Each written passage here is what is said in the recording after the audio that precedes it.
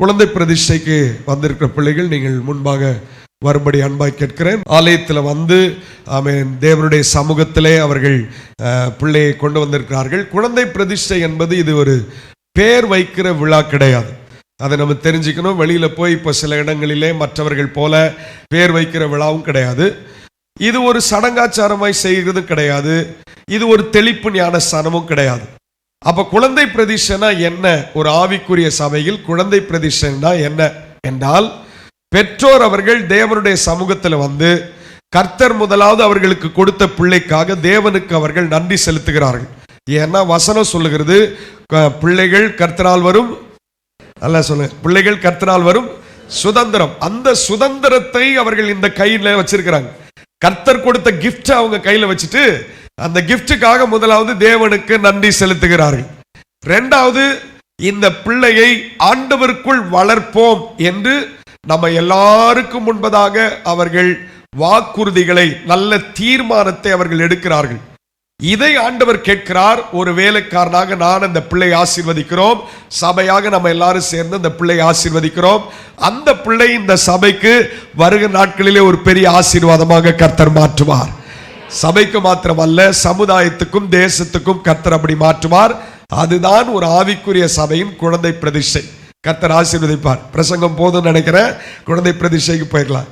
அருமையான தம்பி சரண் நம்முடைய ஊழியத்தில் எல்லாவற்றிலும் பங்கு பெற்று கர்த்தர் அவரை இந்த நாட்களில் ஆசீர்வதித்தது குறித்து நான் மகிழ்ச்சி அடைகிறேன். நீங்கள் சபையாருக்கு முன்பதாக வந்திருக்கிறீங்க. அருமையான சரண், அருமையான சிஸ்டர் ஜெனிட்டா, நீங்கள் இந்த பிள்ளையை ஆண்டவருக்குள்ள வளர்க்க நீங்கள் இருவரும் தீர்மானம் எடுக்கிறீர்களா? தருகிறேன். இந்த பிள்ளை ஏற்ற வேளையிலே இயேசுவை சொந்த இரட்சகராக ஏற்றுக்கொள்ள நீங்கள் இந்த பிள்ளைக்கு வழிவகை செய்வீர்களா? செய்வோம், இருவரும் செய்வீர்கள். அதே போல இந்த பிள்ளைக்கு முன்பதாக நீங்கள் இருவரும் ஒரு சாட்சி உள்ள வாழ்க்கை வாழ்வீர்களா? வாழ்வோம். அருமையான பிள்ளைகள் கொடுத்திருக்கிற வாக்குறுதியை சபையார் எல்லாரும் கேட்டு இருக்கிறீங்க. அதன் அடிப்படையில் இந்த பிள்ளையை நாம் பிரதிஷ்டை செய்து ஜெபிக்க இருக்கிறோம். கரங்களை நீட்டி நம்ம எல்லாரும் ஜெபம் பண்ணுவோமா? அருமையான பிள்ளை ஆண்டவர் ஆசீர்வதிக்க எல்லாரும் கரங்களை நீட்டுவோம். ஹல்லேலூயா. ஆண்டவரே, இந்த காலை வேளையிலே நீர் அருமையான சரணுக்கும் சிஸ்டர் ஜெனிட்டாவுக்கும் கொடுத்திருக்கிற அருமையான பிள்ளைக்காக ஸ்தோத்திரம். நாங்கள் சபையாராக கர்த்தரை ஸ்தோத்தரிக்கிறோம். எல்லாரும் ஸ்தோத்திரம் பண்ணுமா?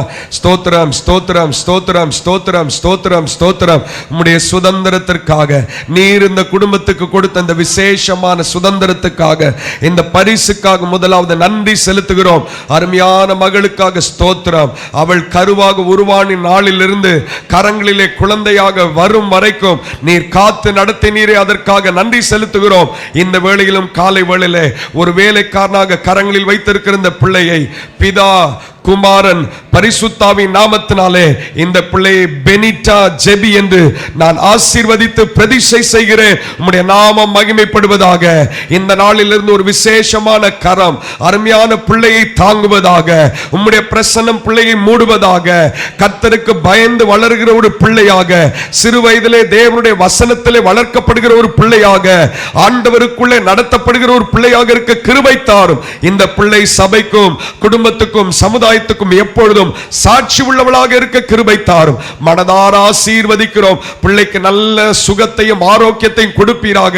இந்த பிள்ளைகள் ஆண்டவரே, இன்னும் இந்த குடும்பத்துக்கு நீர் கொடுத்த வாக்குத்தத்தங்கள் நிறைவேறத்தக்க ஆண்டவரே சகல ஆசீர்வாதத்தினால் நிரப்புவீராக. உம்முடைய நாமம் மகிமைப்படட்டும். ஆண்டவரே, சரணையும் ஜெனிட்டாவை ஆசீர்வதிக்கிறோம். இந்த சந்ததி வளர்ந்து பெருகுவதாக. சபையார் எல்லாரும் சேர்ந்து அவர்களை ஆசீர்வதிக்கிறோம். ஆசீர்வாதமாய் இருப்பார்களாக. இயேசுவின் நாமத்தில் ஜெபிக்கிறோம் பிதாவே, ஆமென். ரெண்டு கரங்களை தட்டி நன்றி செலுத்துவோமா?